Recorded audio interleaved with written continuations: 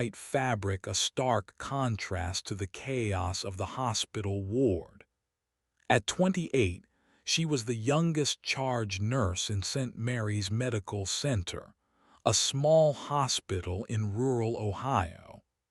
Her unit, 3B, was notorious. Doctors called it cursed because patients seemed to linger longer than elsewhere, and staff turnover was relentless. Emily didn't believe in curses, but the whispers stung.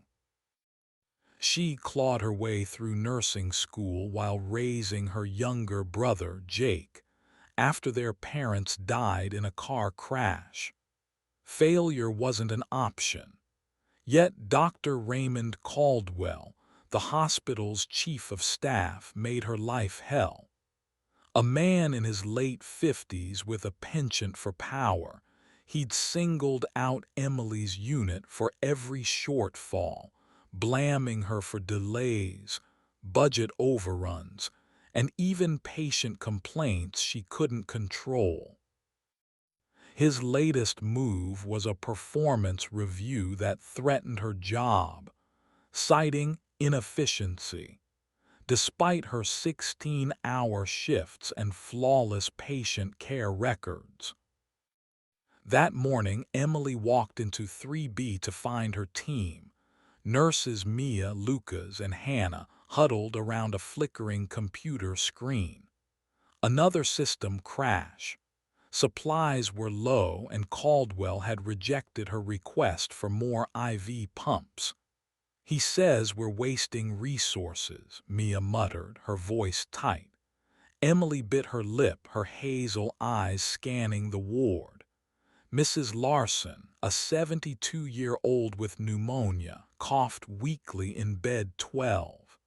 Mr. Torres, recovering from surgery, winced as he shifted. These were people, not numbers on Caldwell's spreadsheets. Emily's phone buzzed, a memo from Caldwell demanding a meeting at noon. Her stomach churned. She knew he'd use the review to push her out, maybe replace her with his nephew, a newly minted nurse with zero experience. By noon, the meeting room felt like a courtroom. Caldwell sat at the head, his silver hair gleaming under fluorescent lights, flanked by two administrators who avoided Emily's gaze. "Your unit's a liability," he said, tossing her review on the table. "Costs are up, morale down, and patients aren't moving through fast enough." Emily's hands clenched under the table. She'd submitted reports proving 3B's outcomes matched or exceeded other units, but Caldwell dismissed them. "You're on probation," he declared. "One more mistake and you're done."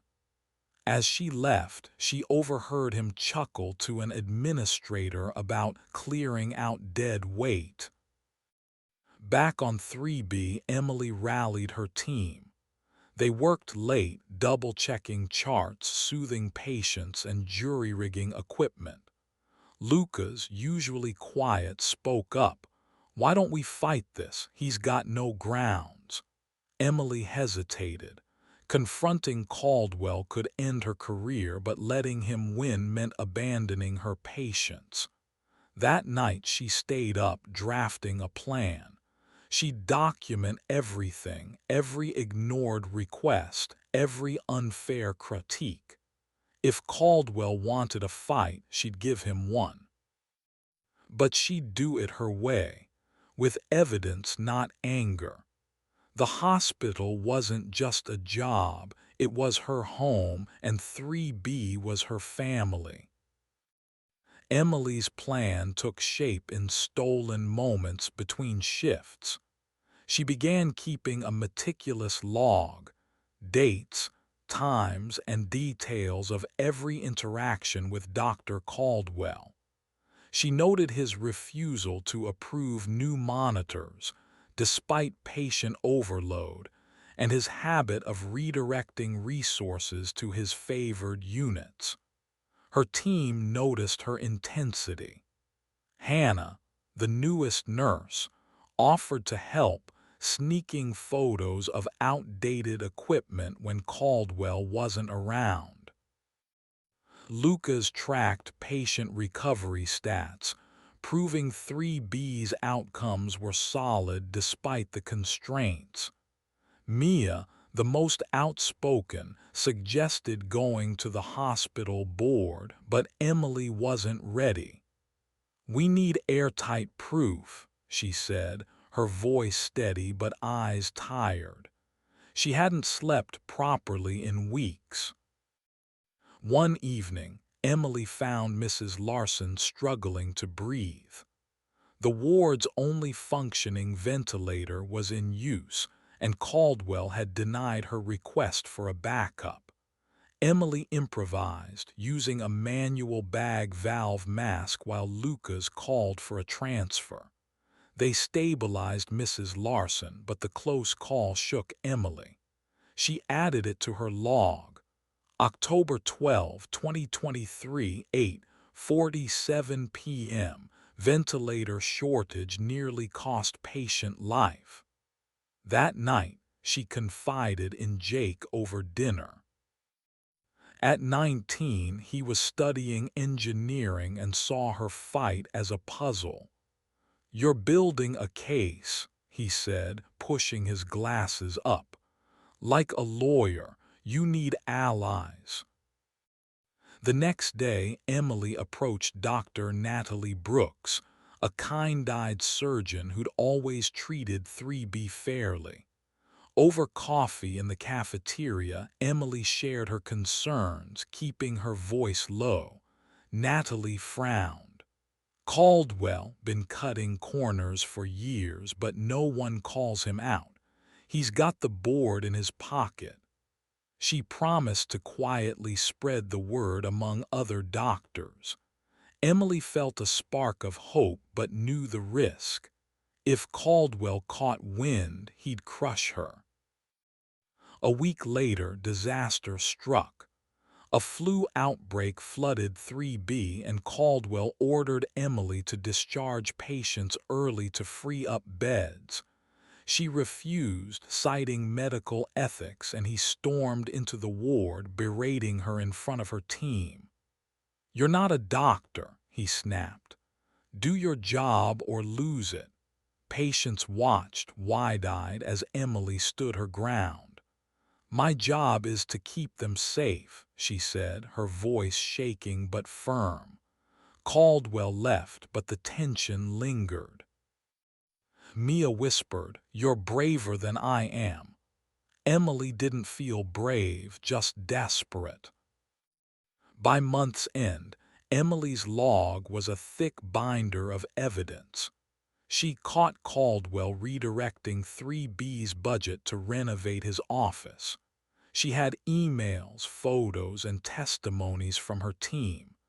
Natalie had rallied 2 other doctors to support her, but Caldwell's probation deadline loomed, and Emily knew he'd fabricate a reason to fire her.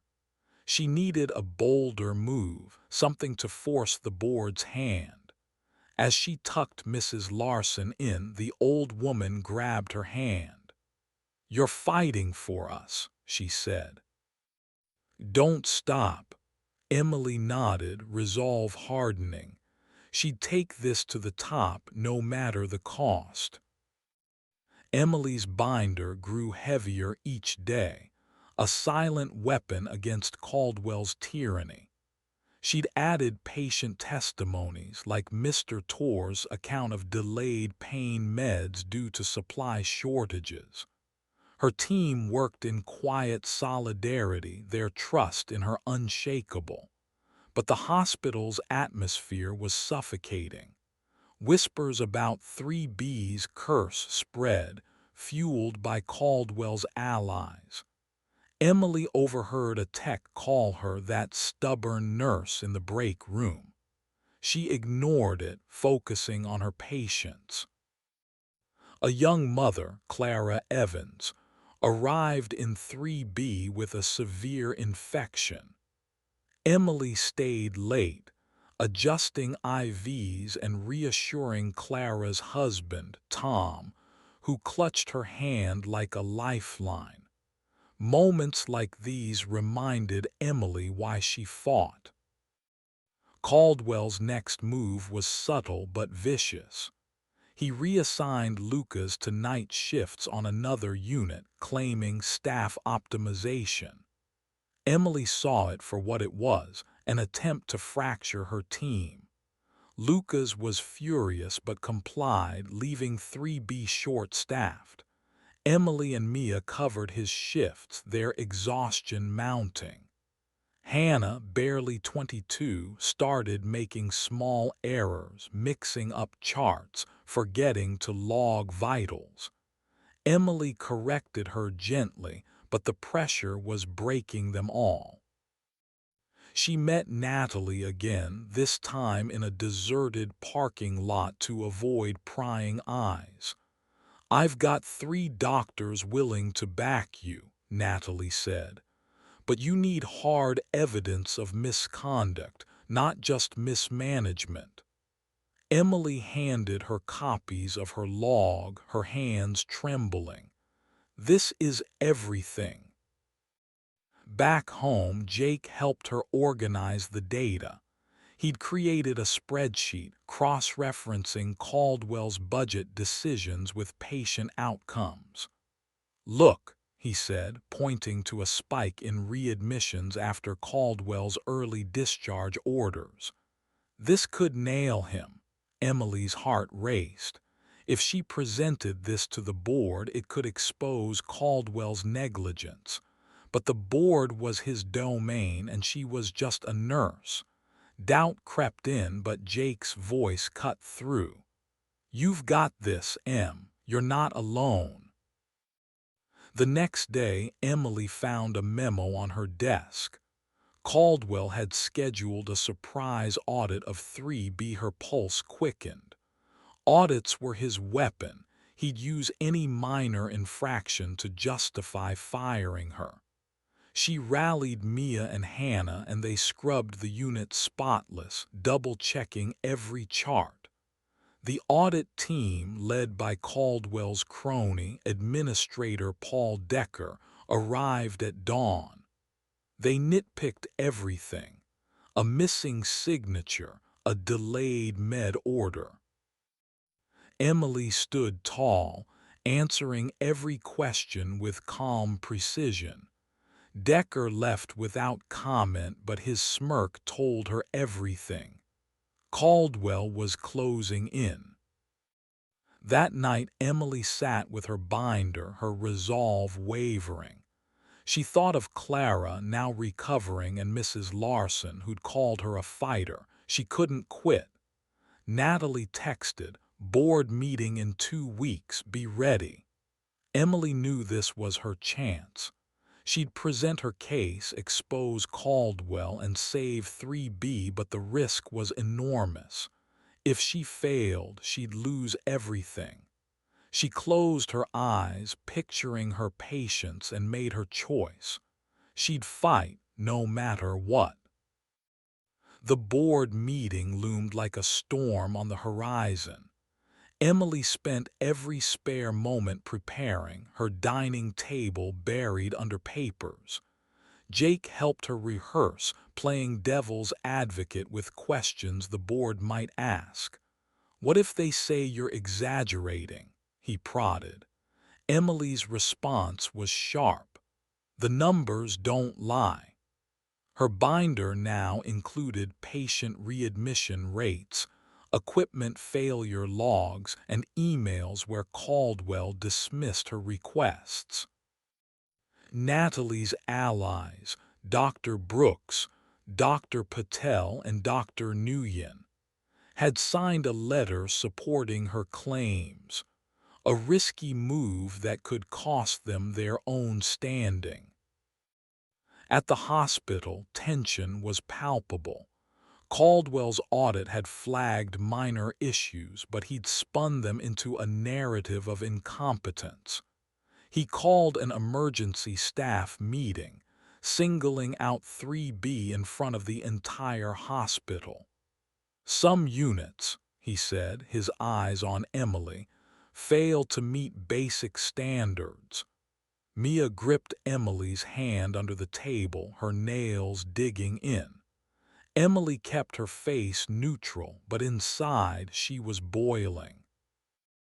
She noticed other staff, nurses from other units, even a janitor named Carl, watching her with quiet sympathy.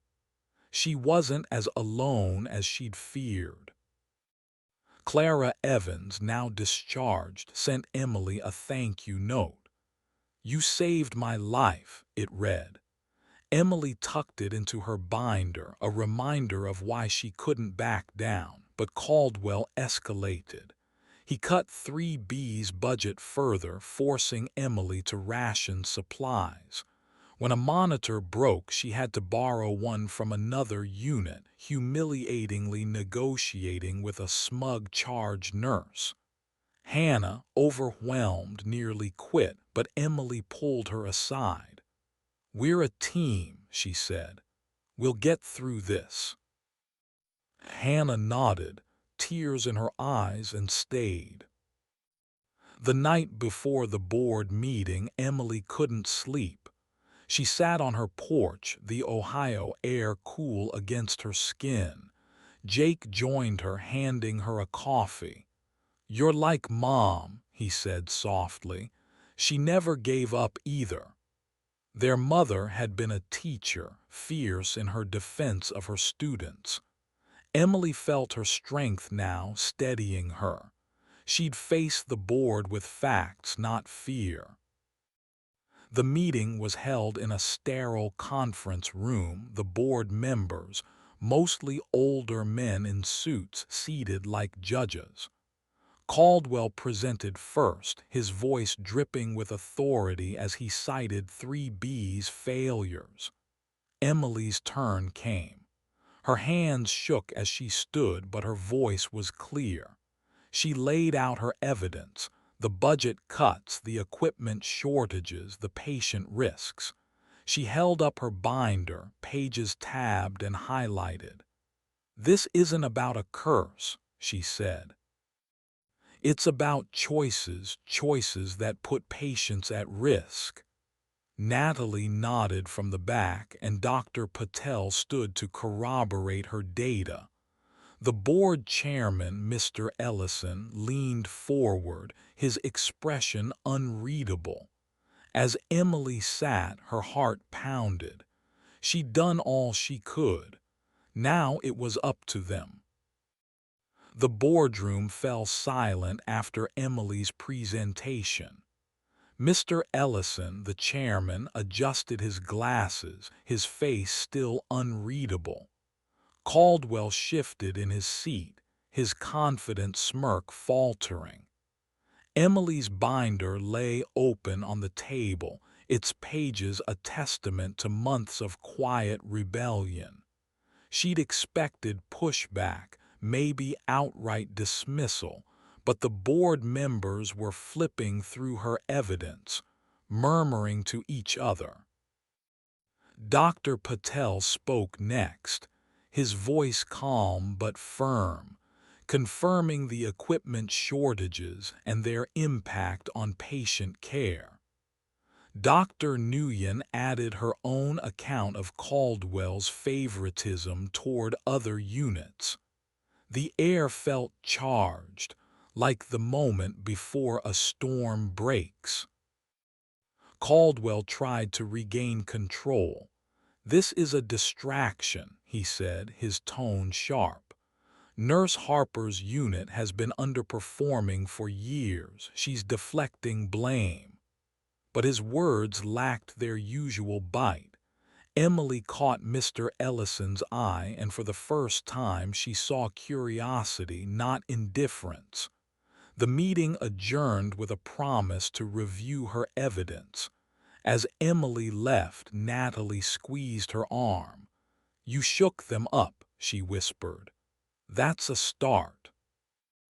Back on 3B, the mood was tense but hopeful. Mia and Hannah had covered Emily's shift, and Lucas, back from his reassignment, greeted her with a rare smile. "Heard you took on the big guy," he said. Emily shrugged, exhaustion settling in. She checked on her patients, lingering with Mr. Torres, who was finally walking without pain. "You're a good one," he told her, his voice gruff. Those small moments kept her going. A week later, Emily was called to Mr. Ellison's office. Her stomach knotted as she walked through the hospital's polished halls. Inside, Ellison sat alone, her binder on his desk. "We've investigated your claims," he said. "Dr. Caldwell's been placed on administrative leave pending a full audit." Emily's breath caught. It wasn't a full victory, but it was something. Ellison continued, "Your unit's budget will be restored, and we're hiring an external consultant to review operations." He didn't smile, but his tone softened. "You took a risk, Ms. Harper. Not many would." Emily returned to 3B, her team waiting anxiously. When she shared the news, Mia whooped and Hannah hugged her. Lucas, ever stoic, nodded approvingly. The hospital buzzed with gossip. Staff from other units stopped by, offering quiet congratulations. Carl, the janitor, gave her a thumbs up. "Knew you had it in you," he said. But Emily wasn't celebrating yet. Caldwell wasn't gone, and the audit could still turn against her. She kept her binder updated just in case. That night, Emily and Jake ordered pizza, a rare treat. He raised a slice in a mock toast. "To the curse breaker," he said. Emily laughed, but her mind was on 3B. She won a battle, not the war.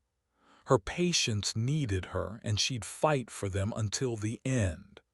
For now, though, she let herself smile, feeling lighter than she had in months.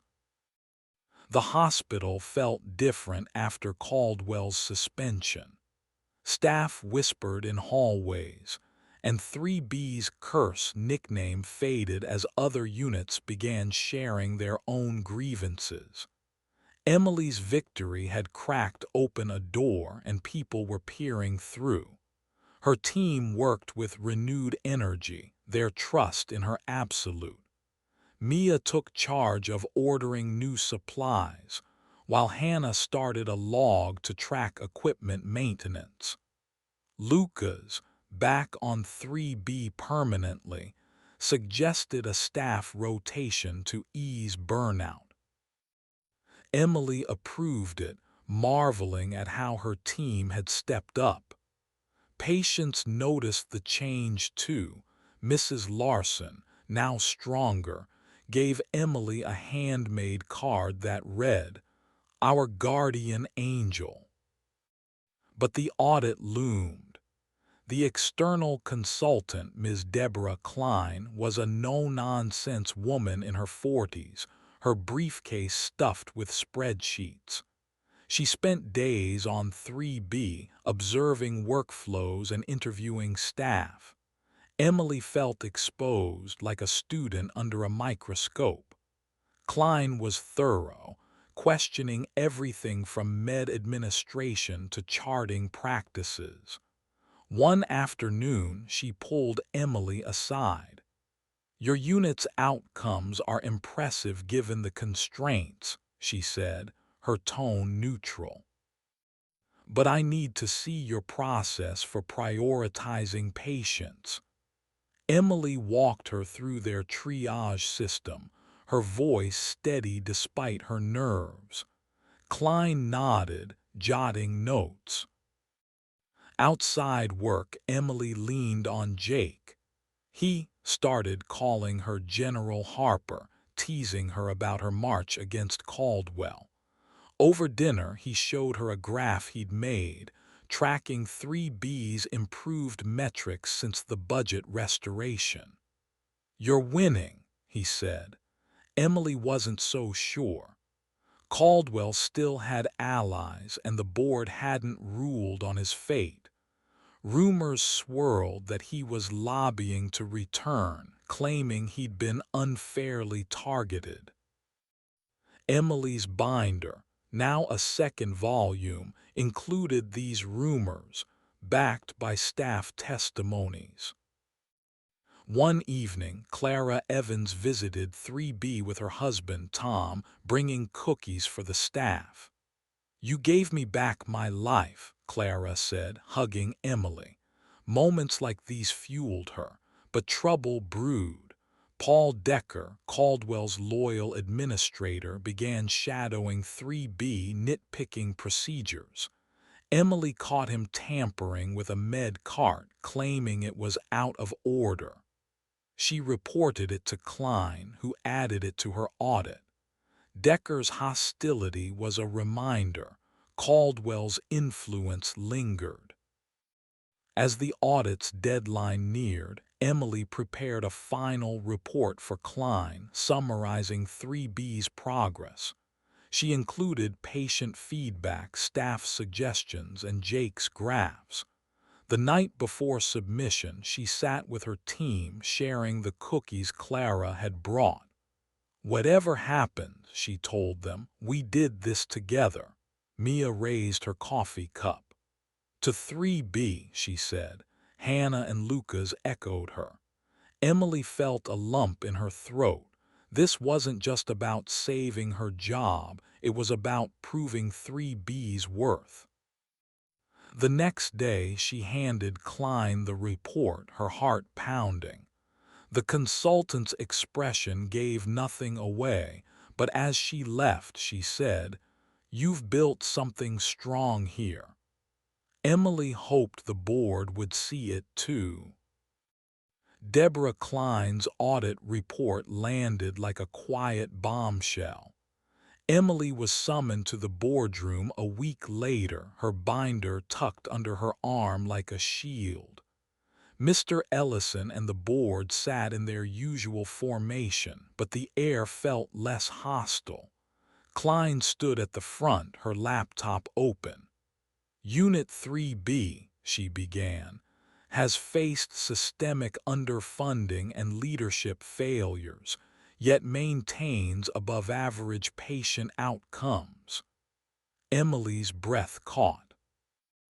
Klein detailed Caldwell's misallocations, citing Emily's evidence and her own findings. "Ms. Harper's leadership," she added, "has been critical to 3B's resilience." Caldwell's absence was conspicuous. Ellison confirmed he'd been terminated, his nephew quietly reassigned. The board approved a full budget restoration for 3B and a hospital-wide review of resource allocation. Emily's probation was lifted, and she was offered a seat on a new oversight committee. She left the room dazed, her team waiting outside. Mia tackled her with a hug, and Hannah's eyes welled up. Lucas, ever reserved, said, "Told you we'd win." The ward erupted in cheers, patients clapping from their beds. Even Carl, mopping nearby, grinned. Emily's first act was to order new monitors and ventilators. She also pushed for staff training, something Caldwell had always blocked. Her team thrived. Mia took on more leadership. Hannah gained confidence, and Lucas proposed a mentorship program.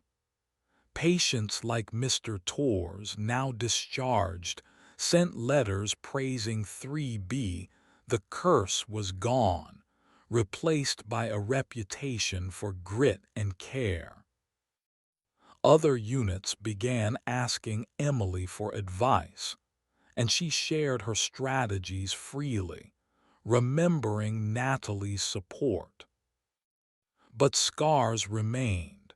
Decker, though demoted, still lurked, his resentment clear. Emily kept her binder updated, wary of retaliation. Natalie warned her to stay vigilant. Power shifts made enemies. At home, Jake framed Clara's thank you note, hanging it in their living room. "Your trophy," he called it. Emily laughed, but the weight of her fight lingered. She exposed a system that valued control over care, and not everyone was happy about it. One quiet evening, Emily walked through 3B, the ward humming with purpose. Mrs. Larson, now home, had left a voicemail. "You led the march, dear." Emily saved it, her heart full. She faced down Caldwell, rallied her team, and protected her patients. The board's committee was her next challenge, a chance to shape the hospital's future. She wasn't naive. Change was slow, and enemies lingered. But as she adjusted her nurse's cap, she felt ready. 3B wasn't just a unit. It was proof that one voice, backed by truth and teamwork, could shift the tide. Emily Harper had led the final march, and she'd do it again if she had to. For now, she smiled, checked her charts, and got back to work, the ward's steady rhythm her victory song.